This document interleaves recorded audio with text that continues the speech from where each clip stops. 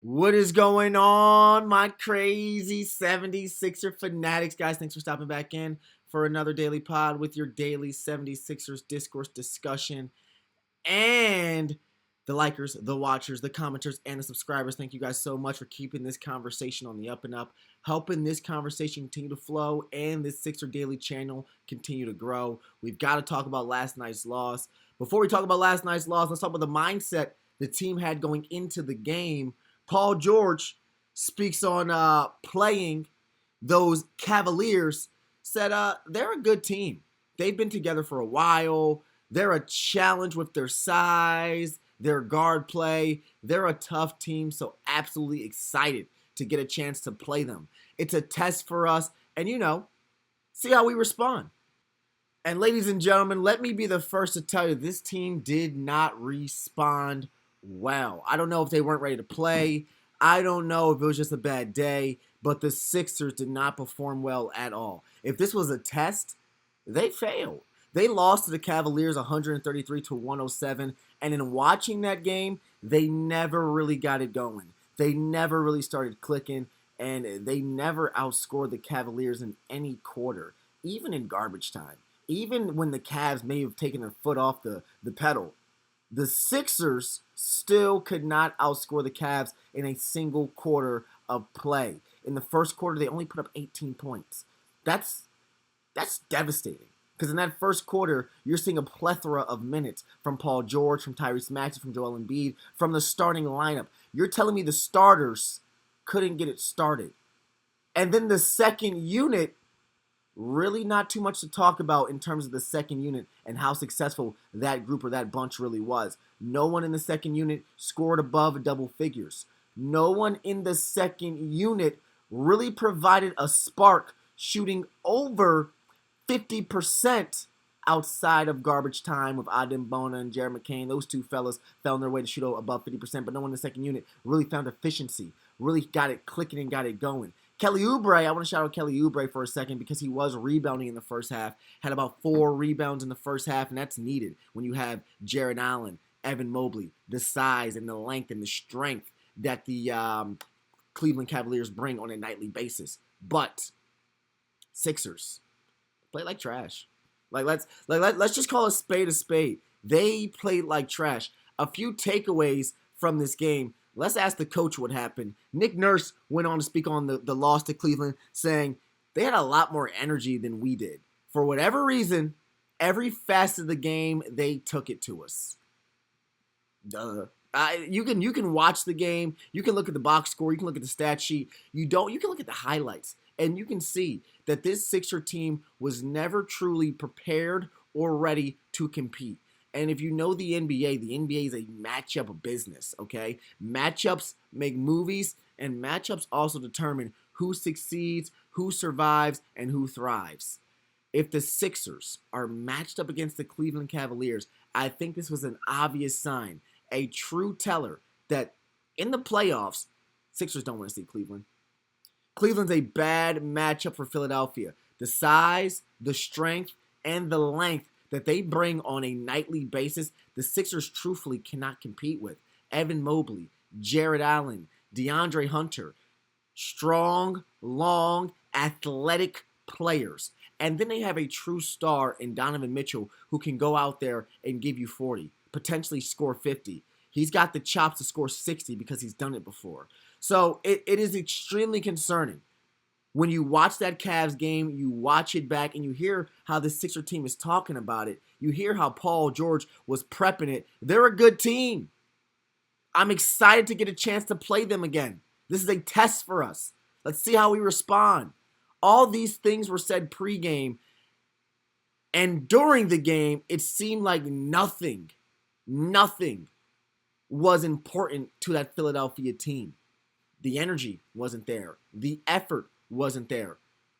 The hustle wasn't there. The only thing that you can say was there was Joel Embiid putting his body on the line like it was a playoff game. So they knew the importance, they knew the test, they knew the matchup they had at hand. Joel Embiid, at some point, for some odd reason, dove into the stands. Now, I love seeing Joel not only dive on the floor for loose balls, which he did in the first quarter, But I think later on in the game, between the second and third quarter, I think it was third quarter, he decided to dive into the stands.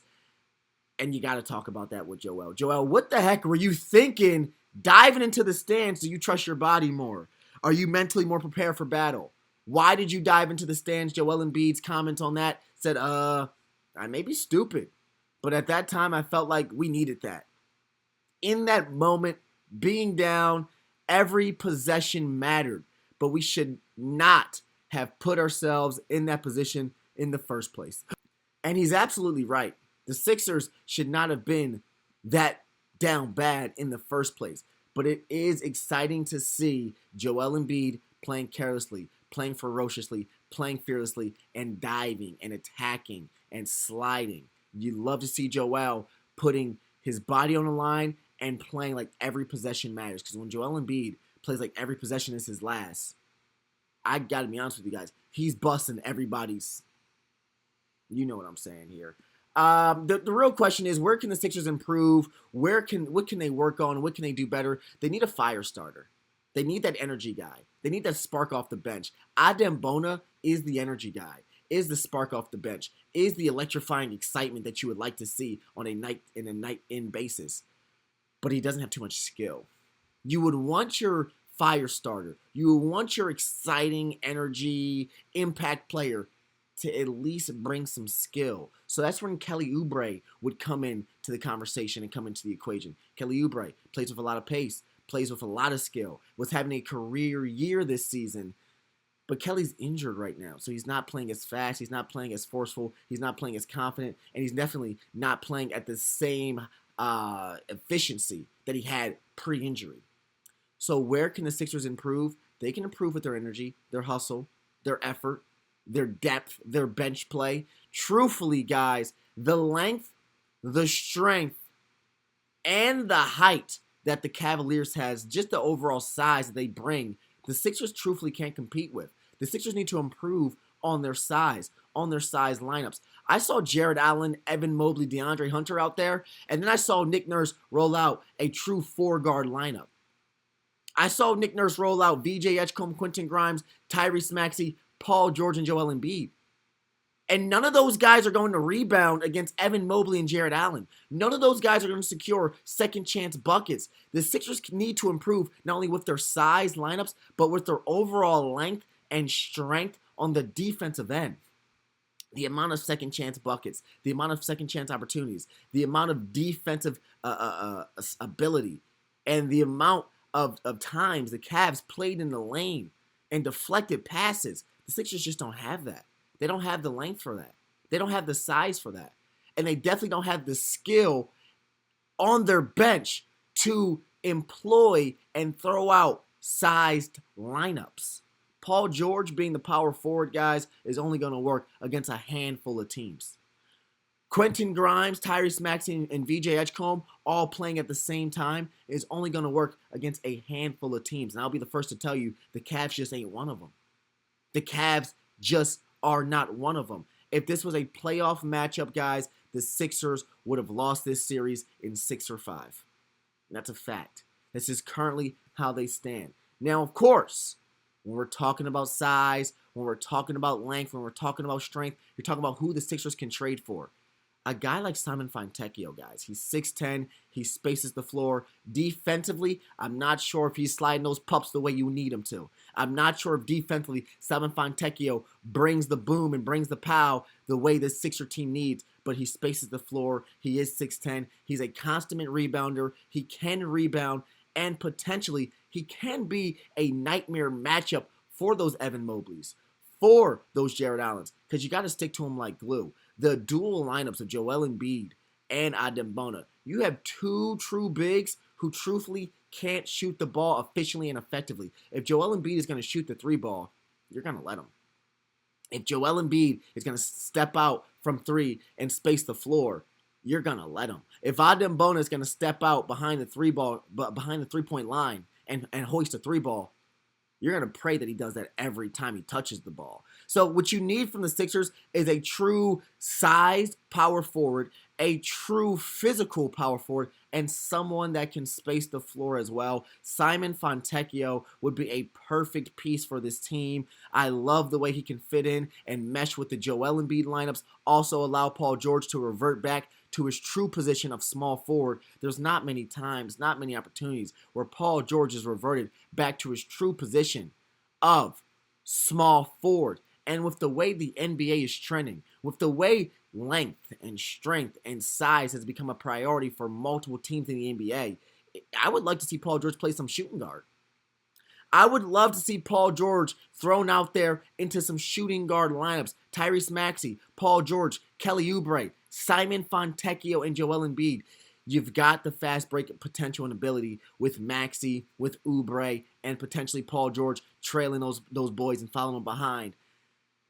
I like the floor spacing there. Fontecchio can shoot. Paul George, Maxey, and Embiid can potentially shoot. The only question mark there is, can Kelly Oubre knock it down consistently? Guys, Simon Fontecchio, I think, would be a perfect piece for this team. Guys, like, comment, and subscribe. Tell me what you learned from the Cleveland Cavalier game outside of the fact that this team is a bad matchup for the Cavs. They're not ready for teams with length, strength, and size. They just can't compete with that. So if you want this team to compete with size, tell me who you want to trade for. I think Simon Fontecchio brings the size, brings the strength, and definitely does bring a little bit of floor spacing ability. I would love Simon Fontecchio. He's not getting the minutes out there with Miami, and Miami would love to bring in some assets so he can get the star that Pat Riley has been begging for since Jimmy Butler left. Like, comment, and subscribe, guys. Tell me who you would like to see, because Simon Fontecchio is who I'm thinking about.